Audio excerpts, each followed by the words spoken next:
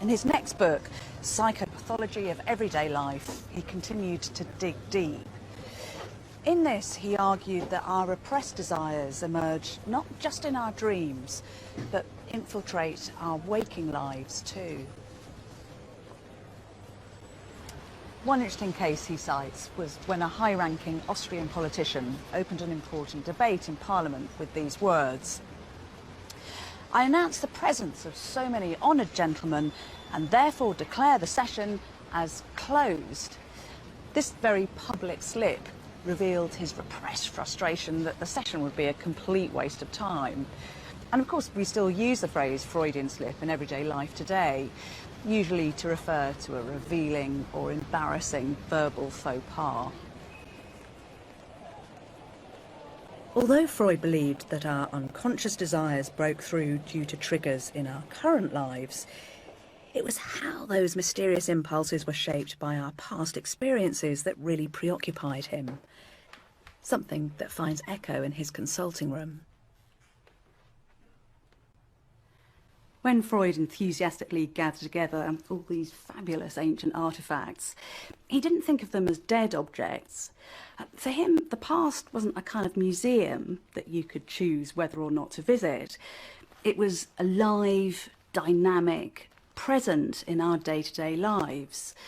He thought that past experiences had something vital to tell us. In fact, it was a story from classical Greece that would inspire his next big idea. Chor, bitte zum Boten. Bote und Ödipus. Also Ödipus setzt ihr auf den Zulaut, das geht's nicht. Aber Freud attended a performance of a Greek tragedy by Sophocles. Gut, Action. Was hast du, Ödipus? Was ist es, das deinen Geist so niederschlägt? Frag mich nicht. Doch sag mir erst, wie Laios aussah und wie alt er war. Oedipus Rex tells the story of a young man who inadvertently kills his father and then marries and has children with his mother. Groß war er und weiß sein Haar. Und deinem Ansehen nicht weit entfernt.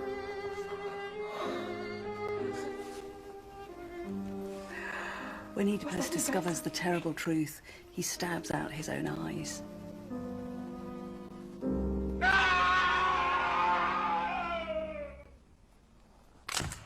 Freud saw this story as a paradigm to explain his own repressed sexual feelings.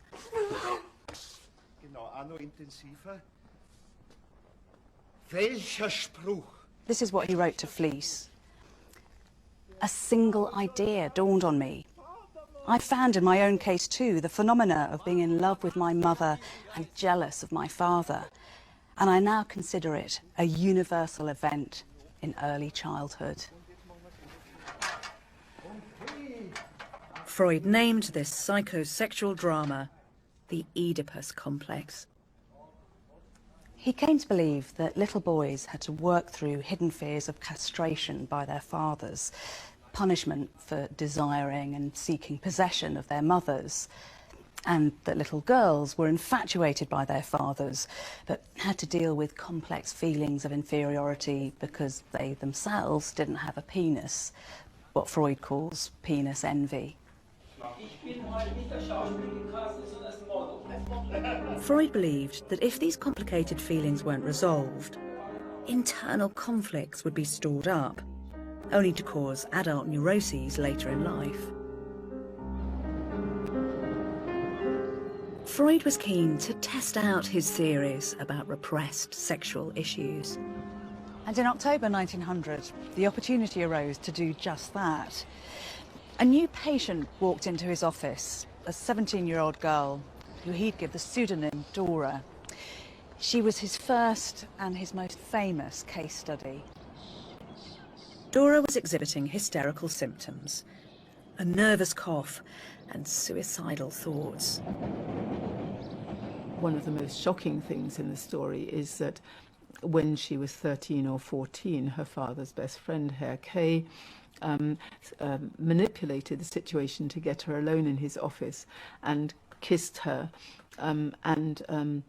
Freud says, well, this was thoroughly hysterical, that she was disgusted by the kiss. And then he goes on to say that she must have felt his erect penis against her body and that this must have sexually aroused her. And he makes it his business, really, to show her that she really does sexually desire Herr K and that she's repressed that desire from consciousness. I have to say, when you look at Dora's case, there does seem to be a trope developing here, that you have these young women who are very troubled, and men like Freud kind of pounce on them to use them for medical material. Yes, it has the sort of arrogance of the man of science, and that he uses Dora and other patients as simply guinea pigs for his scientific, confident scientific position. How does it end? I mean, how does Dora take all of this? Not well. Dora walks out on Freud.